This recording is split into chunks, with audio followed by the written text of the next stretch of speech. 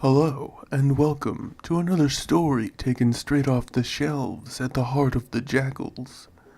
As always, I'm your resilient host, Lothran, and there's ever so much more to impart. So let's get right back to the work, shall we?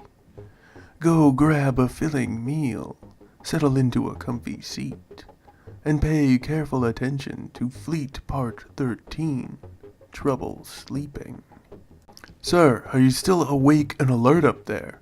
Vildar's resonant voice called through the comm unit for Cam's personal quarters.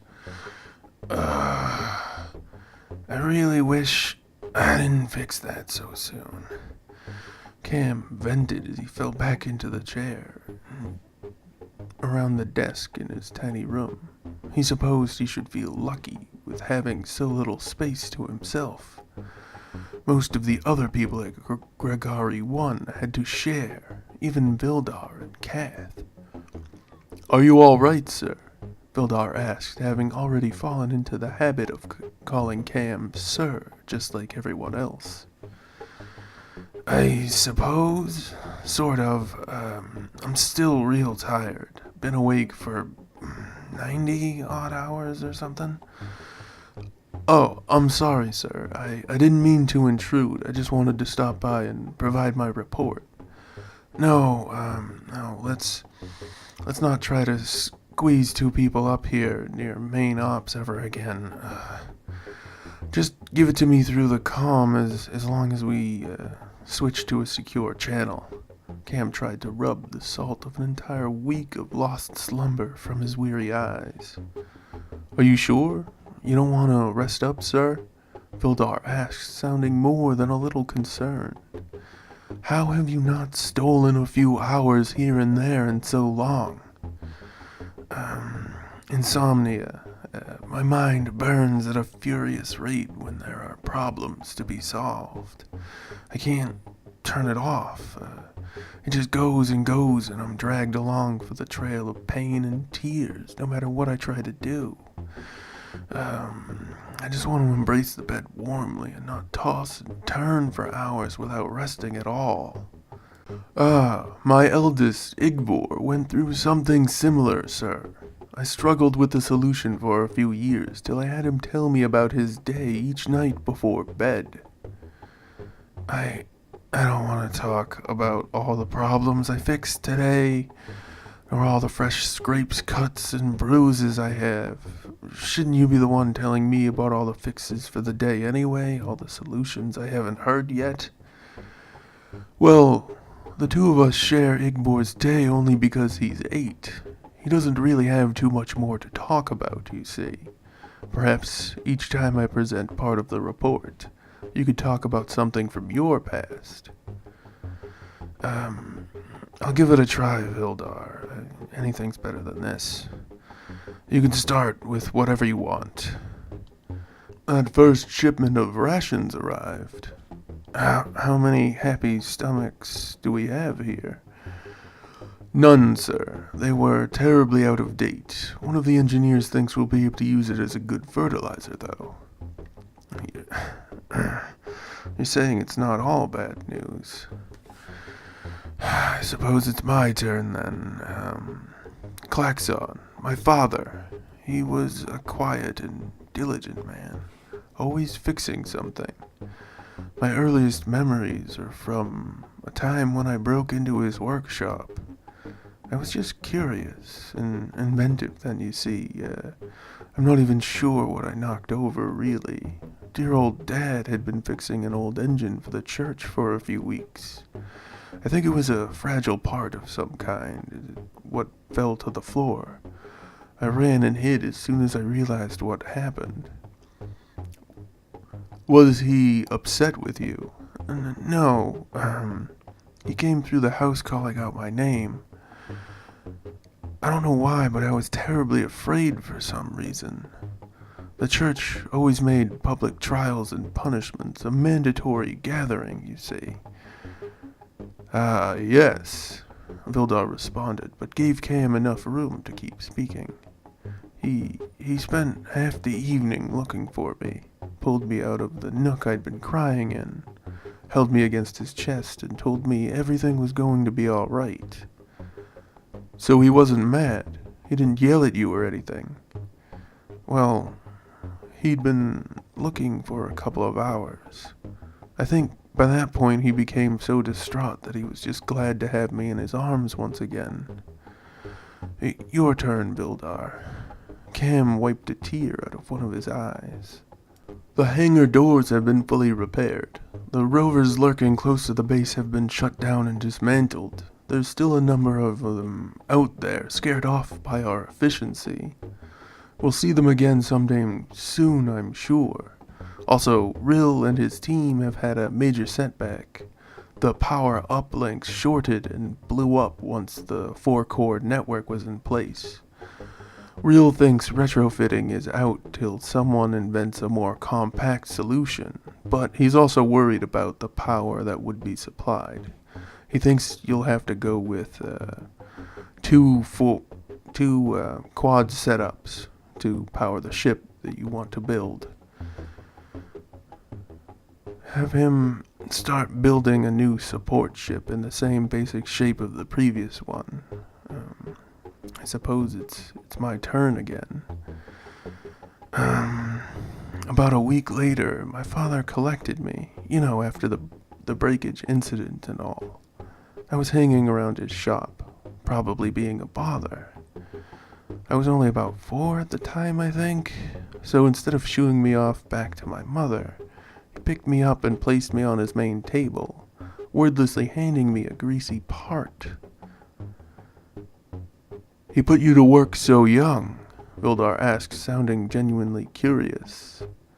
Well, he had another of the parts. He showed me how to take a bit of it off. Didn't say a word the entire time. And then, on the one in my hands, he did the same thing, putting my palms in the right places for each motion, and when we finally got the cover off, his face lit up with the brilliance and joy of 1,000 gleaming stars. I still remember that feeling every time I think about it. I couldn't help but feel such tremendous glee at what I had accomplished. Your father sounds like a greater man the more I hear about him. It's sad to know he was killed for how inventive he was. Oh, I'm sorry, Cam, I didn't mean to. It's okay, Vildar. I'm gonna pull the hand model off the wall. This is helping me, I think. Good call on your part. You go again. We'll see if we can get through a few more division reports. Oh, sure thing. Vildar sounded like he was glad the subject had been altered so quickly. Let's see. Main sewage blew back and in septic crew's faces. They just got done all the cleaning. Now they're going to reroute to a different line. Cam pulled his warm blanket over his frame. I thought they managed to identify and use one of the old reinforced pipes, he questioned his friend. Oh, turns out one of the main power engineers thinks the line they used is some sort of thermal vent backflow pressure valve. We'll need to do a full inspection to be sure, but it looks likely. Huh. Learn new stuff every day. So, after the first time Father had me in there with him, day in and day out, sometimes I was playing with tools. Other times, though, well, my father was pretty creative. How so, sir? Vildar asked.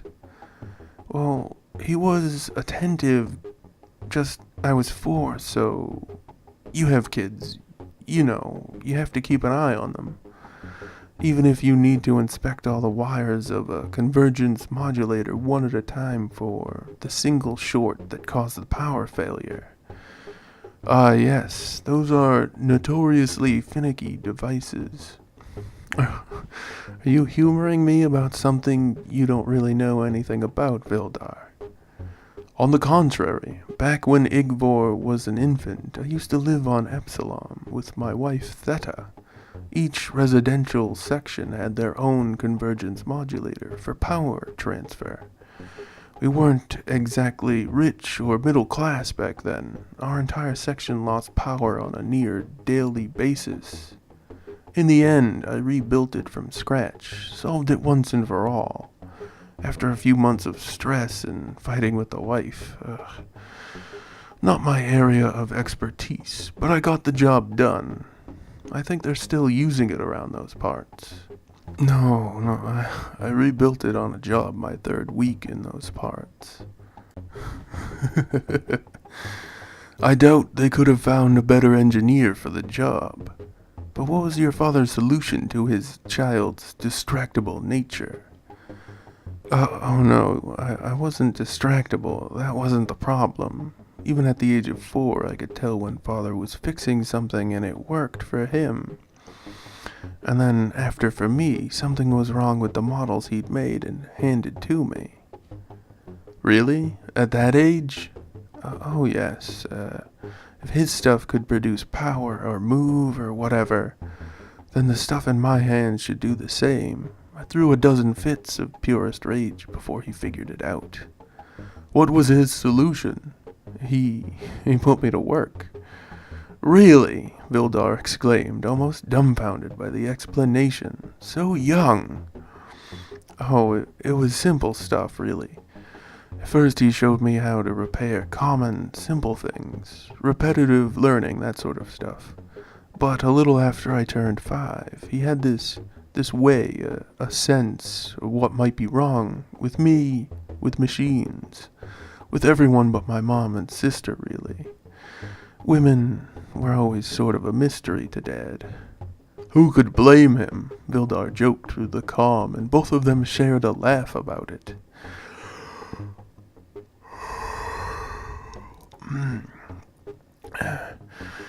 So, a little after I turned 5, he began showing and explaining more complex things, and putting money in a jar every time I got something right. End of the day came along, and he'd take the money out and buy me whatever I could afford at the markets. That's very ingenious. Do you mind if I steal it? By all means.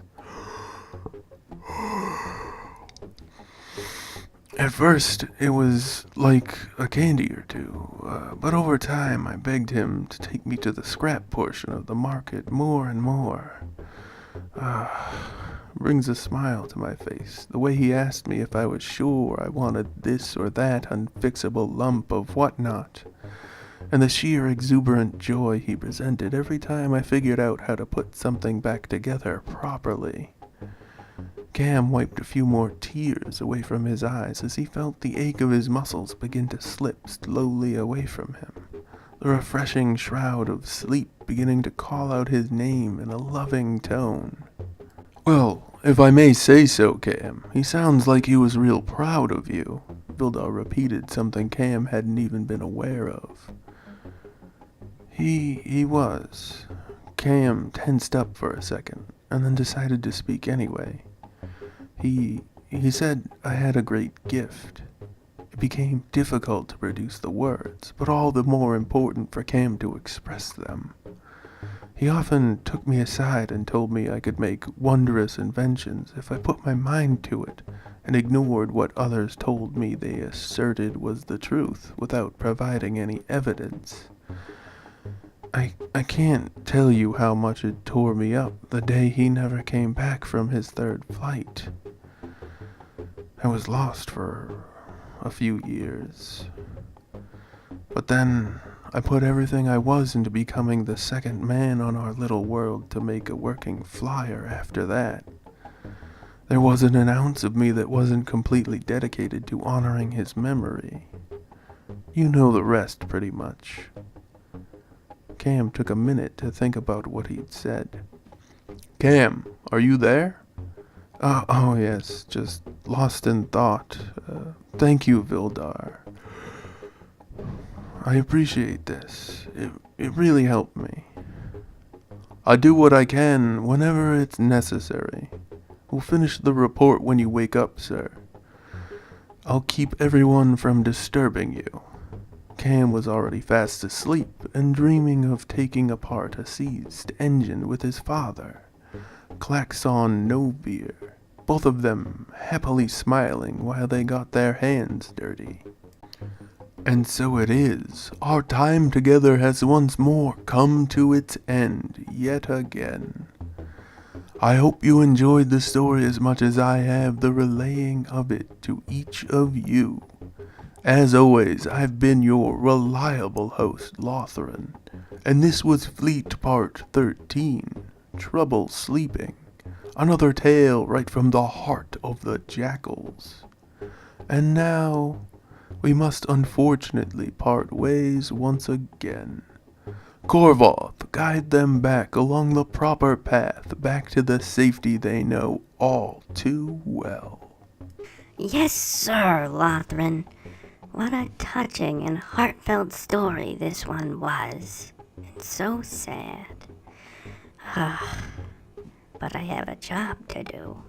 A pleasant greeting and a fond farewell to each and all. Please leave all your comments, questions, and kindnesses down below. Don't any of you let me catch you leaving any rude, terrible, or mean stuff, though. You keep all that baloney to yourself. Remember to like, share, and subscribe to help us learn, spread, and grow. And don't forget that we strongly encourage each and every one of you to do your utmost to stay safe out there. Good night and good luck, everyone. You'll need it. See you all again tomorrow for Fleet Part 14. Bye-bye, everyone. Bye-bye. See you again. Bye-bye. Bye-bye.